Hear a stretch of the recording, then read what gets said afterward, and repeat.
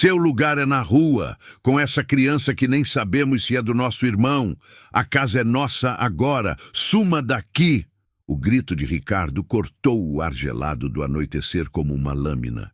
Ana, grávida de 8 meses, sentiu o impacto daquelas palavras como um soco no estômago. A geada começava a cobrir a grama com um manto branco e cruel, e ela estava ali, na varanda da casa que fora seu lar, com apenas uma pequena mala de roupas e o coração em pedaços. Jogada para fora no frio cortante, grávida e sozinha, Ana pensou que Deus a havia abandonado. O que ela não sabia era que, do outro lado da colina, o velho e recluso fazendeiro vizinho, seu Elias, observava tudo. E ele estava prestes a ligar o motor de seu trator gigante, não para arar a terra, mas para derrubar a cerca da injustiça e cumprir uma promessa que mudaria o destino de todos. Se a sua alma já clama por justiça para Ana e seu filho, que ainda nem nasceu, então fortaleça a nossa voz com a sua curtida. Comente aqui embaixo de que cidade você está assistindo. E, o mais importante, fique comigo até o final, porque a forma como a justiça será feita nesta história é uma das mais poderosas e inesquecíveis que você já viu. Agora, vamos ao início desta noite de crueldade. A morte de Mateus, um homem bom e forte, capataz da fazenda da própria família, havia sido súbita. Um acidente com uma máquina agrícola, um instante de descuido, e a vida de Ana se partiu ao meio. Ele era seu amor, seu protetor, o pai do filho que ela carregava no ventre. Mas para Ricardo e Lúcia, irmão e cunhada de Mateus, a morte dele foi uma oportunidade. A ganância, que sempre esteve escondida sob sorrisos falsos, finalmente mostrou sua face. Eles esperaram apenas uma semana.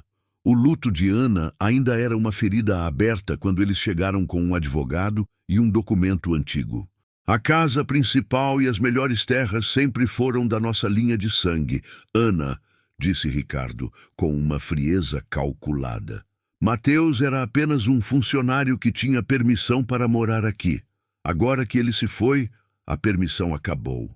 Era uma mentira deslavada. Ana sabia que o sogro, antes de morrer, havia prometido aquela casa a Mateus, mas ela não tinha provas, apenas a palavra de um homem bom, que já não estava ali para defendê-la. "Ricardo, por favor", ela implorou, a mão protegendo a barriga. "Eu não tenho para onde ir, estou grávida, espere pelo menos o bebê nascer." Foi Lúcia, a cunhada, quem deu o golpe final. Ela se aproximou, o rosto uma máscara de desprezo. "Grávida? E quem garante que esse filho é mesmo do meu irmão? Você sempre foi uma golpista, uma aproveitadora. Agora acabou. Rua!"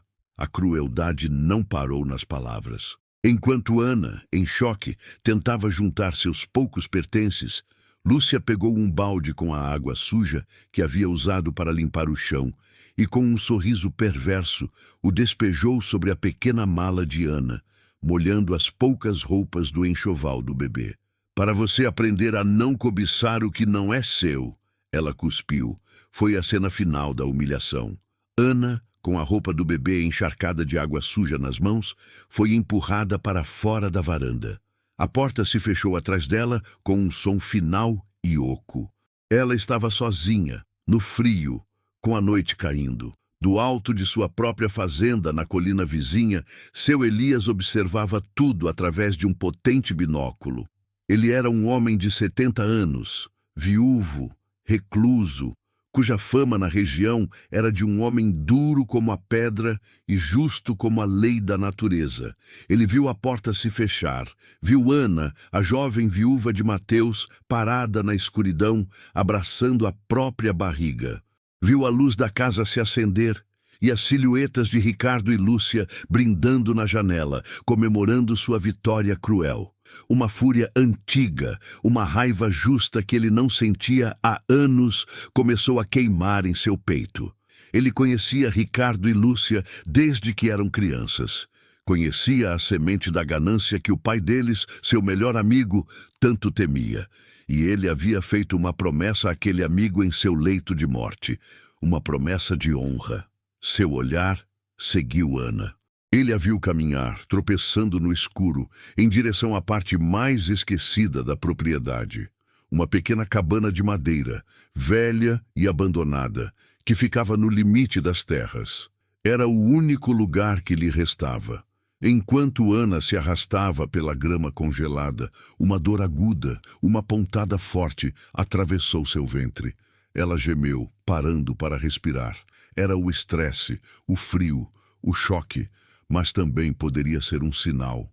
Um sinal de que seu filho, sentindo a angústia da mãe, talvez estivesse querendo vir ao mundo no pior momento possível. Com o pânico começando a tomar conta de seu coração, ela apressou o passo em direção à cabana em ruínas, seu único e precário refúgio contra a noite, o frio e a dor que crescia dentro dela. A cabana era pouco mais que um amontoado de tábuas velhas e esquecidas pelo tempo. O vento gelado entrava pelas frestas e o cheiro de mofo e abandono era forte. Mas para Ana, naquele momento, era um palácio. Era um teto. Com as mãos trêmulas, ela empurrou a porta emperrada e entrou, desabando no chão de terra batida, exausta e com dor. A contração passou, mas deixou um rastro de medo. Ela não podia entrar em trabalho de parto ali, não naquelas condições. Ela olhou ao redor, procurando qualquer coisa que pudesse usar. Encontrou um monte de sacos de estopa velhos em um canto e os usou para forrar o chão, criando uma espécie de ninho improvisado. Tirou da mala as roupinhas molhadas do bebê e as estendeu em uma viga, o coração apertado ao ver aquelas pequenas peças compradas com tanto amor, agora sujas e úmidas. Ajoelhada no chão frio, abraçando a barriga, ela fez a única coisa que lhe restava. Ela orou. Não foi uma oração eloquente, mas um lamento, um sussurro desesperado saído do fundo de sua alma. Meu Deus, meu Pai, não me abandone, não agora. Eu não peço por mim, Senhor. Peço por este inocente que carrego. Dê-me força. Mostre-me um caminho. Proteja o meu filho. Enquanto as lágrimas de Ana regavam o chão de terra da cabana, no alto da colina vizinha, seu Elias abaixou o binóculo. A imagem de Ana, grávida e desamparada, entrando naquele casebre em ruínas, foi a gota d'água. Ele se virou e entrou em sua casa, uma construção rústica e sólida, cheia de memórias. Foi até um velho baú de madeira no canto da sala e o abriu. O cheiro de cedro e de tempo invadiu o ar. De dentro, ele tirou uma caixa de metal enferrujada. Dentro dela, havia documentos amarelados pelo tempo e uma fotografia antiga. A foto mostrava 2 homens jovens, sorrindo, com os braços sobre os ombros um do outro. Um era ele mesmo, Elias, em sua juventude. O outro era Joaquim, o pai de Mateus e Ricardo, seu melhor e único amigo. A memória daquele dia voltou com uma clareza dolorosa. Eles estavam sentados naquela mesma varanda, anos atrás. Joaquim, já doente, sabia que seu tempo era curto. Elias, meu amigo, disse Joaquim, a voz fraca, mas firme. Você sabe que eu amo meus 2 filhos, mas eu não sou cego. Ricardo tem o coração envenenado pela ganância da mãe dele. Ele só pensa em dinheiro, em status, mas o Mateus... o Mateus tem o seu coração, meu velho, um coração de homem da terra, justo e bom. Elias apenas ouvia, o coração apertado. Eu vou deixar a maior parte da fazenda dividida entre os 2, continuou Joaquim. Mas a casa principal, a sede e aquele pedaço de terra que a cerca, eu quero que seja do Mateus. É o coração desta propriedade. É onde a nossa história começou. Mas eu sei que assim que eu fechar os olhos, Ricardo vai tentar tomar tudo dele. Foi então que Joaquim lhe entregou um envelope selado. Este é o verdadeiro testamento da terra, Elias. Um documento particular, registrado apenas com o nosso advogado de confiança. Ele anula qualquer outro papel antigo que Ricardo possa encontrar. Eu quero que você guarde isso. Você será o guardião da minha vontade. Elias olhou para o amigo, entendendo o peso do que ele estava pedindo. Eu te peço uma promessa, meu irmão, disse Joaquim, segurando seu braço com uma força surpreendente. Jure para mim, Jure que, se um dia Ricardo, cego pela ganância, tentar passar por cima de Mateus ou da família dele, você vai intervir. Você, com a sua força, com a sua coragem. Jure que vai proteger a honra da nossa terra e a segurança da família do meu filho bom. Elias olhou nos olhos do amigo moribundo e fez a promessa. Eu juro, Joaquim, pela nossa amizade, pela sua memória, ninguém vai tocar na família de Mateus enquanto eu estiver vivo. Eu serei o guardião. O flashback se dissipou, mas a promessa ecoou na sala de Elias, tão viva quanto no dia em que foi feita. Ele olhou pela janela. Lá embaixo, na escuridão, ele podia ver a silhueta da cabana onde Ana estava. E mais além, a casa principal, agora ocupada pelos usurpadores. Na manhã seguinte, ele viu os homens contratados por Ricardo começando a erguer uma nova cerca de arame farpado, um muro de arrogância separando a casa da cabana, marcando o território roubado. Aquela cerca foi um insulto final, um insulto à memória de Joaquim, à honra de Mateus e à dignidade de Ana. A decisão foi tomada. Elias guardou os documentos de volta na caixa de metal. Ele não iria procurar o advogado. Não ainda. A promessa que fez a Joaquim não foi sobre leis e papéis. Foi sobre força e proteção. E ele a cumpriria da forma que seu velho amigo entenderia. Da forma como homens da terra resolvem uma injustiça. Ele caminhou a passos largos e pesados até seu galpão. A câmera focou em suas botas de couro, gastas e sujas de terra, pisando firme no chão. Focou em suas mãos calejadas, que agora se fechavam com uma fúria controlada. Ele passou por ferramentas, por sacos de sementes, e parou diante da maior de suas máquinas, um trator, um gigante de metal e poder, vermelho como o sangue e forte como a sua convicção. Ele subiu na cabine, o assento rangendo sob seu peso. A câmera focou em seu rosto, uma máscara de determinação. Seus olhos, que há pouco estavam marejados de memória, agora queimavam com o fogo da justiça. Ele girou a chave. O motor engasgou uma, duas vezes, e então rugiu, um som profundo e poderoso que pareceu fazer a colina inteira tremer. O leão adormecido havia despertado. E ele estava com fome de justiça. O rugido do trator de seu Elias ecoou pelo vale como um trovão em um dia de céu azul. Na casa principal, Ricardo e Lúcia, que haviam acabado de tomar um café da manhã farto, saíram para a varanda para admirar o trabalho dos homens que erguiam a nova cerca. Para eles, cada poste fincado na terra, cada metro de arame esticado, era um prego no caixão das esperanças de Ana, uma afirmação de seu poder e de sua vitória. Olhe só, querido, disse Lúcia, com um sorriso venenoso, apontando para a cerca. Agora sim, esta propriedade tem a cara de seus verdadeiros donos, bem separada da ralé. Ricardo riu, passando o braço pela cintura da esposa. O velho Elias deve estar se revirando em sua cabana de recluso. Ele sempre protegeu o Mateus. Agora vai ter que engolir a gente como vizinho. Eles não sabiam que o velho Elias não estava em sua cabana. Ele estava descendo a colina, montado em seu cavalo de aço, e não vinha para uma visita de cortesia. O som do motor ficou mais alto, mais próximo. Os trabalhadores que montavam a cerca pararam, confusos, olhando para a colina. Ricardo e Lúcia franziram a testa. — O que é esse barulho? Perguntou Ricardo, irritado. Então eles o viram. O trator gigante, vermelho, surgindo no topo da pequena elevação, com o sol da manhã brilhando em sua lataria como uma armadura. E na cabine, a silhueta inconfundível de seu Elias, o rosto uma máscara de fúria fria. — O que aquele velho maluco está fazendo? Gaguejou Lúcia, o sorriso desaparecendo de seu rosto. O trator não diminuiu a velocidade. Ele desceu a colina, ganhando mais e mais ímpeto, as rodas enormes esmagando a grama congelada. O destino era claro, a cerca recém-construída. — Ele vai bater! Gritou Ricardo em pânico. — Pare, seu louco, pare! Os trabalhadores, vendo a máquina vindo em sua direção, largaram as ferramentas e correram para salvar a própria pele.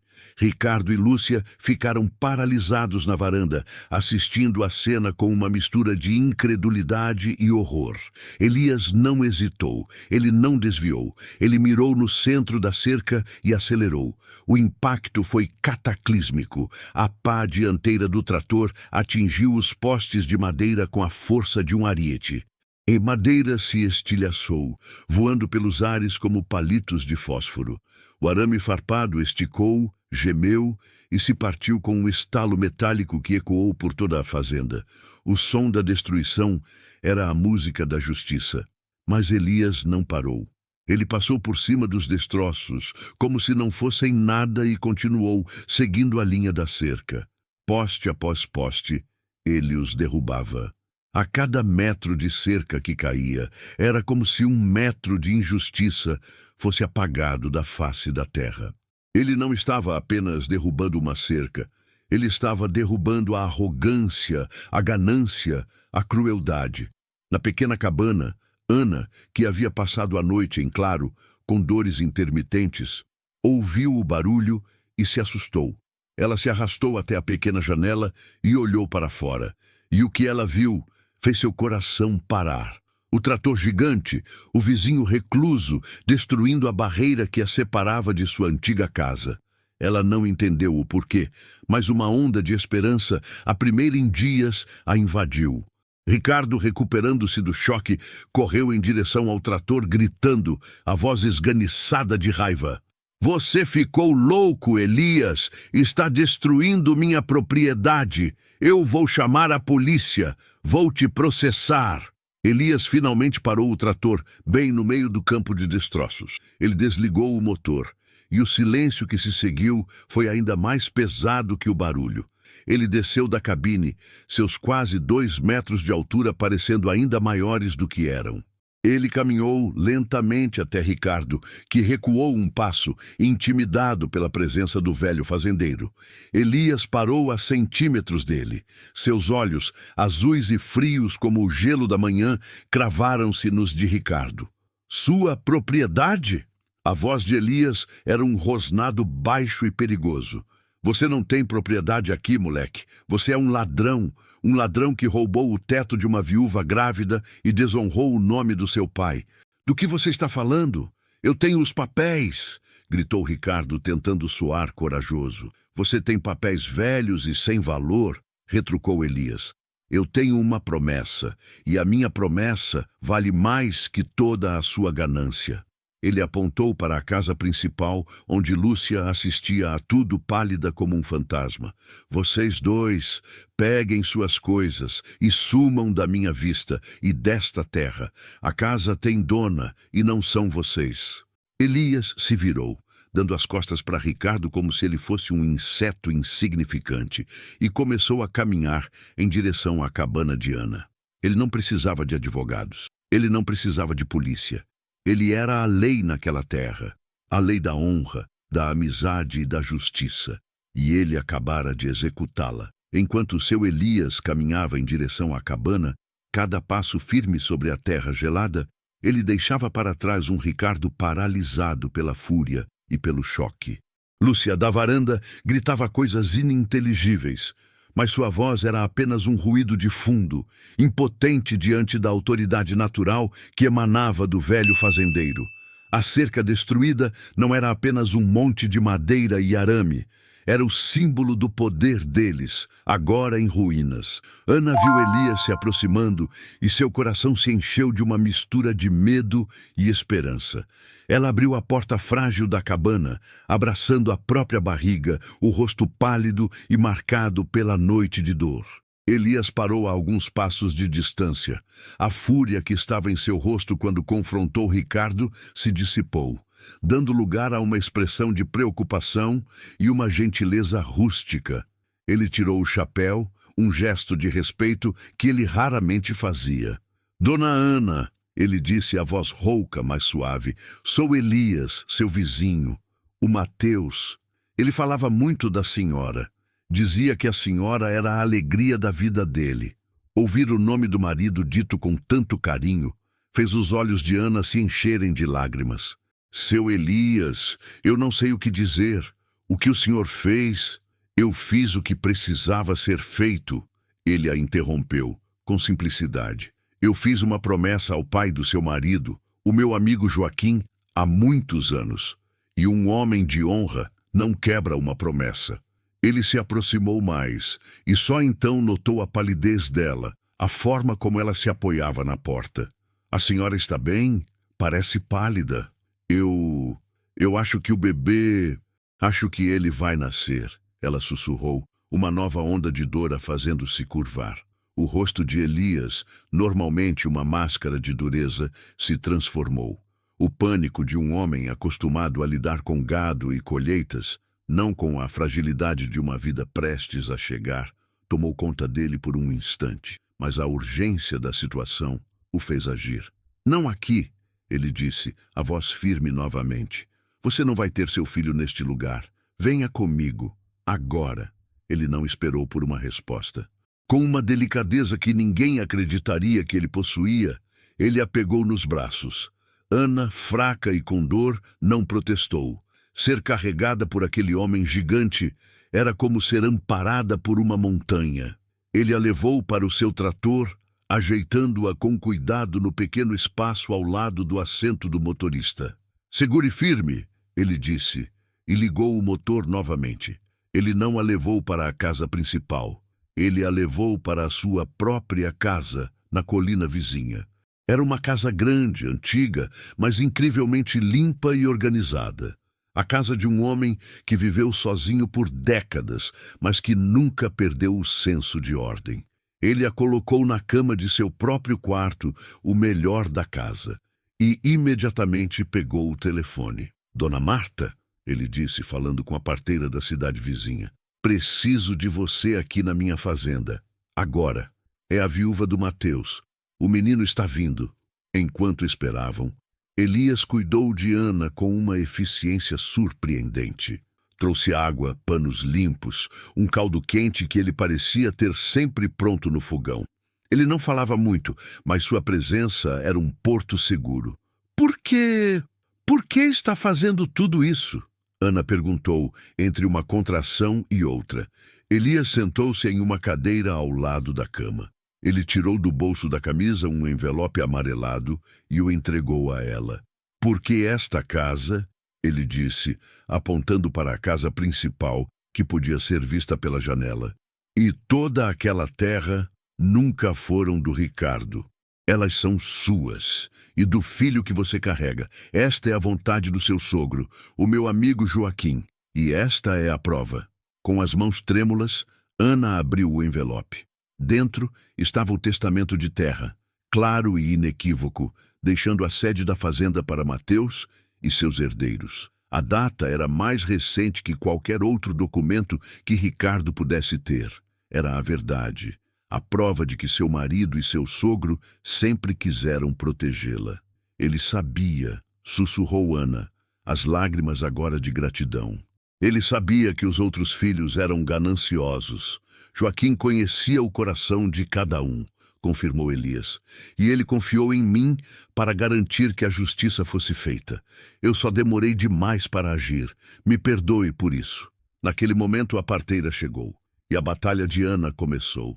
Elias ficou do lado de fora do quarto, andando de um lado para o outro, como um animal enjaulado, ouvindo os sons de dor e de esforço.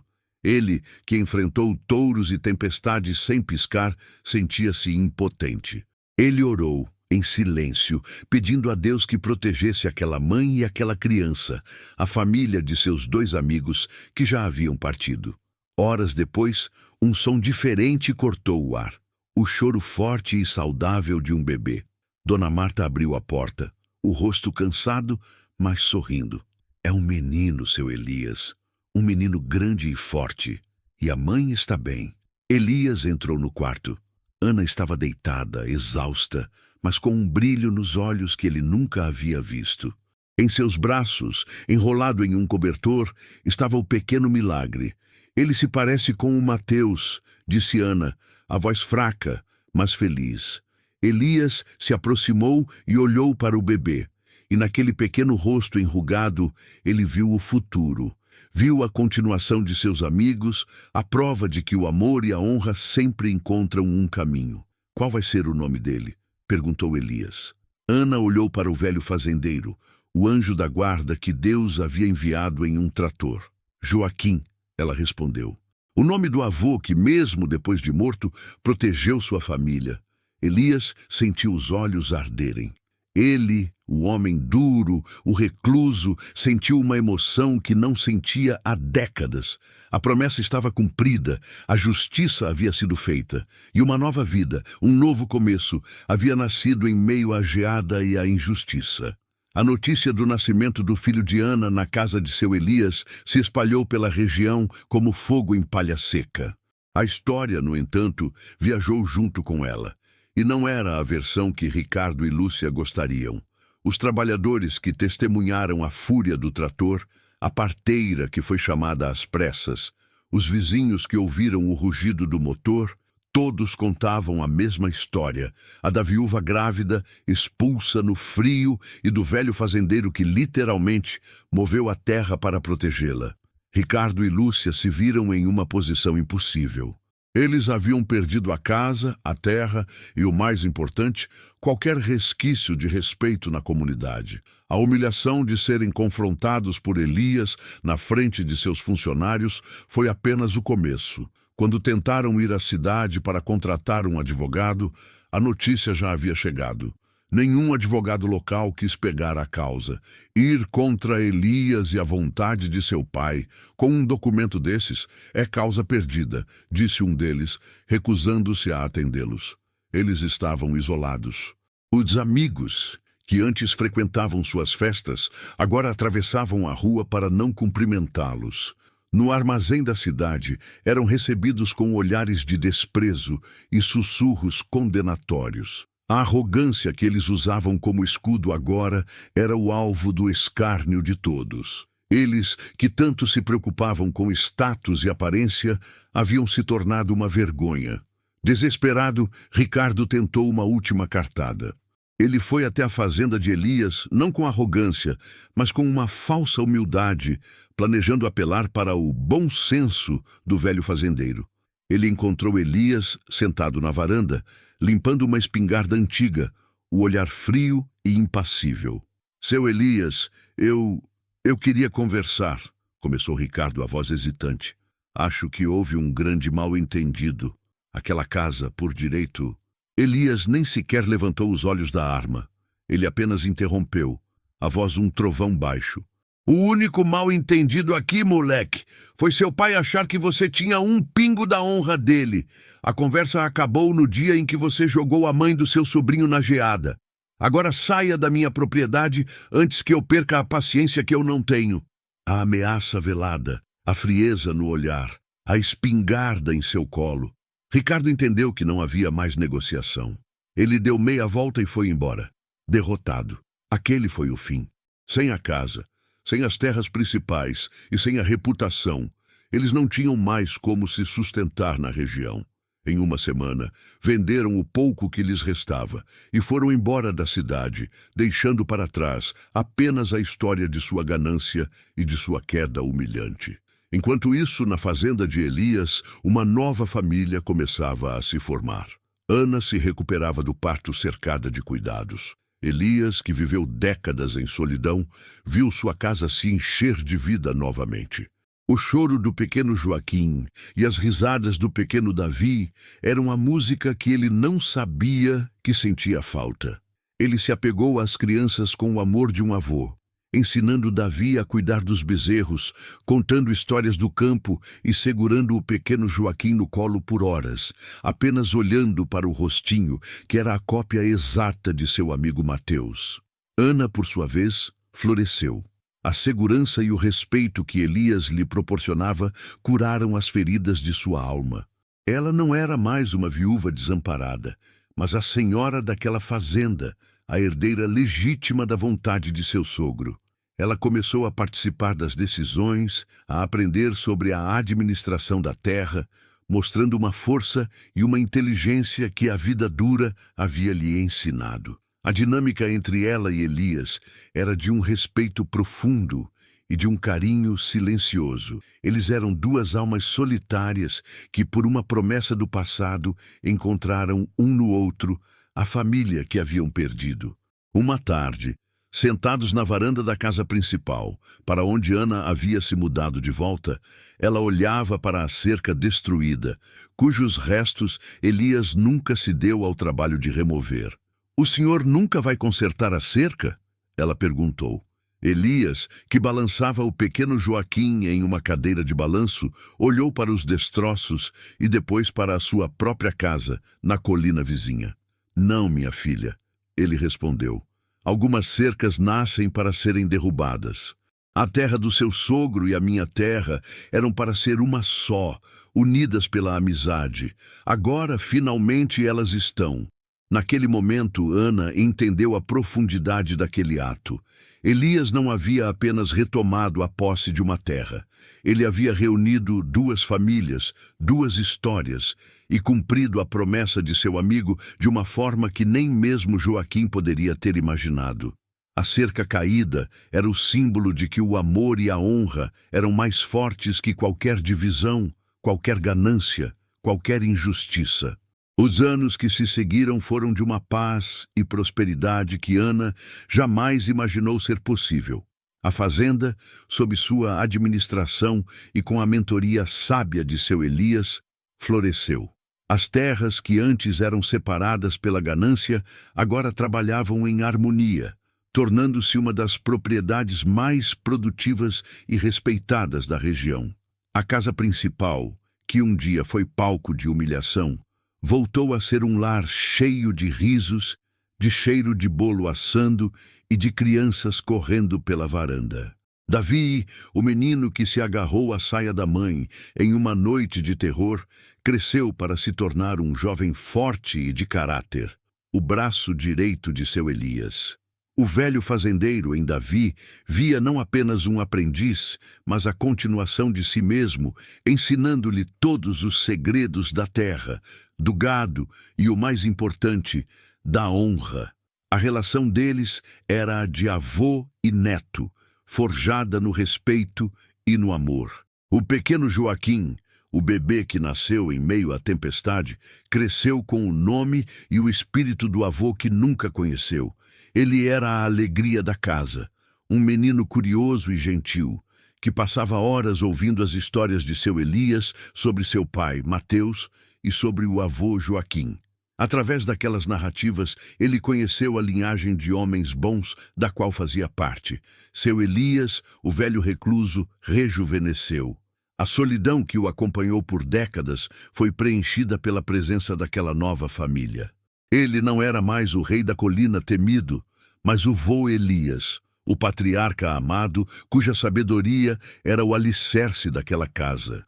Em uma tarde de domingo, anos depois, a cena na fazenda era a imagem da felicidade reencontrada. Um grande almoço acontecia na varanda da casa principal. Amigos, vizinhos e trabalhadores da fazenda se reuniam, como nos velhos tempos de Joaquim. Mas agora a anfitriã era Ana, uma mulher forte, segura de si, cuja beleza vinha não apenas de seus traços, mas da paz que irradiava. Seu Elias, já com os cabelos completamente brancos, estava sentado em sua cadeira de balanço, com o jovem Joaquim em seu colo, contando uma de suas histórias. Davi, agora um rapaz, ajudava a servir os convidados, o rosto do pai estampado em seu sorriso. Ana observava a cena, o coração transbordando de gratidão. Ela se lembrou daquela noite terrível, da geada, da dor, do desamparo na cabana em ruínas. Lembrou-se de sua oração desesperada, pedindo a Deus por um sinal, por uma luz. E ela olhou para Elias, para seus filhos, para aquele lar abençoado, e entendeu. A resposta de Deus não havia sido um sussurro, mas o rugido de um trator. Ela se aproximou de Elias e sentou-se ao seu lado. "O senhor se lembra daquela noite?" ela perguntou baixinho. Elias parou de contar a história e olhou para ela. os olhos azuis ainda brilhantes. Cada segundo, minha filha, como se fosse ontem. Naquele dia, eu achei que tinha perdido tudo. Achei que Deus havia me esquecido, ela confessou. Elias sorriu, um sorriso raro e cheio de sabedoria. Deus nunca nos esquece, Ana. Às vezes, Ele só espera o momento certo para mandar a ajuda. E às vezes, a ajuda vem montada em um cavalo. Outras vezes, ele piscou. Ela vem montada em um trator barulhento. Eles riram juntos, um riso de cumplicidade e de profunda gratidão. A cena final mostra o pôr do sol sobre a fazenda. As duas propriedades, agora unidas, parecem um só tapete verde sob a luz dourada. A cerca nunca foi reconstruída. No lugar dela, havia apenas um caminho de terra batida, a marca de milhares de idas e vindas entre as duas casas, o símbolo de uma promessa cumprida e de uma família que foi forjada não pelo sangue, mas pela honra, pela fé e pela justiça. A justiça que naquela terra tinha o som inconfundível do motor de um velho trator. Fim da história. Se a história de Ana e a atitude de seu Elias te mostraram que a verdadeira força vem da coragem de proteger os justos, então deixe a sua curtida. Seu apoio é o combustível que nos move a contar mais histórias de honra e esperança. E agora, queremos ouvir você. Qual foi o momento desta história que mais te emocionou? A expulsão na geada, a queda da cerca ou o nascimento do pequeno Joaquim? Deixe seu comentário aqui embaixo, sua opinião é muito importante para nós. E se você ama narrativas que provam que a fé e a coragem podem derrubar qualquer barreira, inscreva-se agora em nosso canal e ative o sininho. Na tela, estou deixando a recomendação de outro vídeo que eu sei que vai aquecer seu coração. Nos vemos na próxima história. Que a justiça e a honra sempre encontrem um caminho em sua vida.